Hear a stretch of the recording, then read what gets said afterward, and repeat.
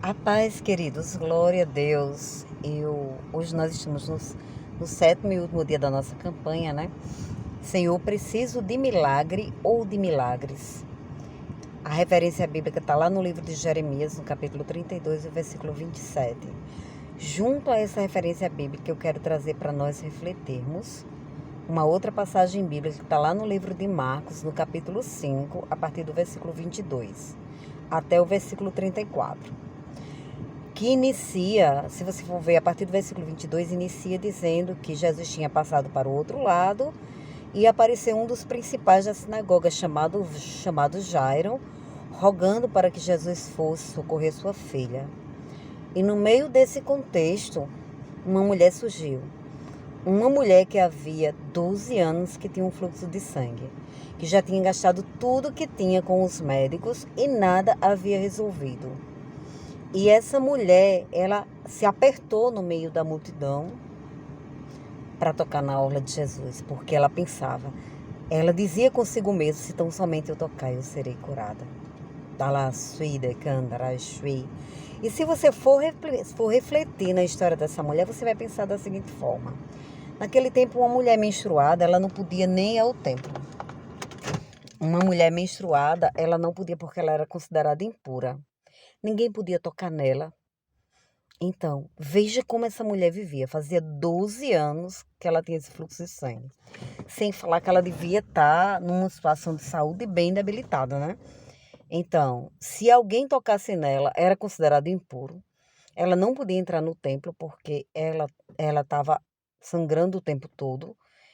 Então, toda mulher na fase de menstruação não ia para o templo, porque era considerado um período de impureza. E ela vinha com esse fluxo há muitos anos. Gastou tudo o que tinha com os médicos, mas a igreja ela não podia frequentar. Se ela tinha marido, ela não podia ser tocada por ele. Se ela tinha filhos, ela não podia tocá-los. Se ela era uma mulher solteira, ela não tinha nenhuma perspectiva de ter alguém, porque ela vivia sangrando. E era considerada impuro. Aquele era um tempo que se você estava indo para o templo e você esbarrasse num porco, você tinha que voltar e se lavar, se purificar. Se você esbarrasse numa pessoa menstruada, tinha que voltar e se lavar e se purificar. Porque se você tocasse qualquer coisa imunda, você era considerado também imunda. Então, essa mulher vivia nessa condição, fazia 12 anos. E eu penso, como vivia a cabeça dessa mulher? Se era casada, há muitos anos não era tocada. Nem por esposo, nem por filhos, nem por ninguém. Não tinha liberdade de cultuar, porque vivia sangrando e estava considerada imunda. Se ela era uma mulher solteira, que perspectiva ela tinha de casar, de construir uma família, se ela não podia tocar em ninguém, ninguém podia tocar nela? Até para ela entrar no meio daquela multidão, é uma visão minha. A Bíblia não fala desta forma, mas eu acredito que ela foi disfarçada. Se ela não tivesse se disfarçado, a multidão não tinha apertado, não. Todo mundo tinha se afastado e o caminho estava livre. Mas como ela enfrentou o aperto para encontrar até Jesus, provavelmente ela veio com uma capa, veio disfarçada para ninguém saber, é a mulher imunda. Mas ela disse, se tão somente eu crer, se tão somente eu tocar, se tão somente eu chegar perto, eu serei curada. E ela fez, e ela creu, e Jesus operou um grande milagre na vida dela. Então ela tocou na orla dele, ela foi muito apertada pela multidão. Só Deus sabe que situação ela enfrentou para chegar ali. Provavelmente muito debilitada, às vezes foi quase se arrastando. Ninguém sabe se ela estava extremamente anêmica, ninguém sabe como estava fisicamente essa mulher. Mas emocionalmente, provavelmente ela estava extremamente abalada. Espiritualmente, ela estava cheia de fé. Alabacandarashui, porque só ela sabia o milagre que ela necessitava.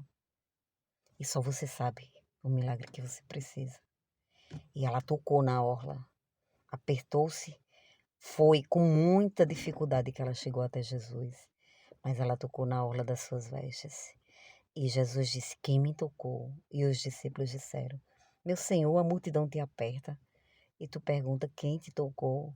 Ele disse, quem me tocou porque de mim saiu virtude. E ela envergonhada, ela confessou, Senhor, fui eu quem te toquei. E ele disse para aquela mulher que ela havia sido curada. Alaixui de Candarasui. E Jairo que chegou na frente da mulher. Jesus podia ter seguido uma sequência, né? De quem chegou primeiro. Ter respeitado a fila, né? Mas com Jesus não tem esse tipo de protocolo não, viu? Deus, ele tem suas próprias regras. Então, Jairo foi atendido depois daquela mulher, mesmo ele tendo chegado primeiro. Porque Jesus, ele conhece a urgência, do meu milagre, ele conhece a ausência do seu milagre. Então aquela mulher era mais urgente. Era mais urgente o atendimento dela da parte do doutor Jesus. E dele saiu virtude, ela foi sarada, ela foi curada. E em seguida a filha de Jairo também foi. Mas Jesus não obedeceu uma ordem lógica, uma sequência lógica, porque ele conhece a urgência. Ele conhece. Então toque hoje nas vestes de Jesus. Toque pela fé.